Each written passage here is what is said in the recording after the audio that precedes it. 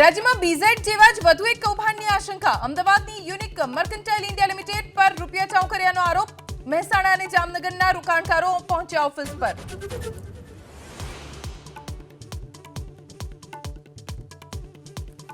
ઊંઝા એપીએમસીની ચૂંટણીમાં 98.85% મતદાન. 14 બેઠક માટે કુલ 36 ઉમેદવારો હતા મેદાનમાં. એપીએમસીમાં પરિવર્તન કે પુનરાવર્તન તે આવતીકાલે થશે નક્કી.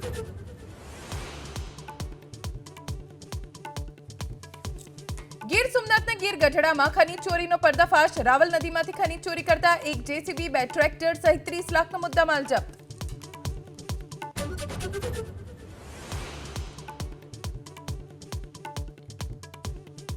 રાજકોટમાં ભાદર એક ડેમમાંથી શિયાળુ પાકના પિયત માટે છોડાયું પાણી. 46 ગામના ખેડૂતોને થશે ફાયદો. ખેડૂતોમાં ખુશીનો માહોલ.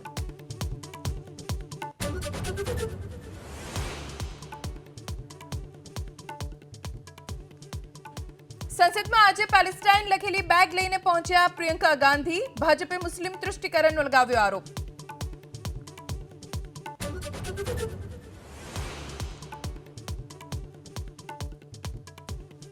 રાજ્યસભામાં સંવિધાન પર ચર્ચા. કેન્દ્રીય નાણામંત્રી નિર્મલા સીતારામને કોંગ્રેસ પર સાધ્યું નિશાન તો ખડગેએ કર્યો પલટવાર.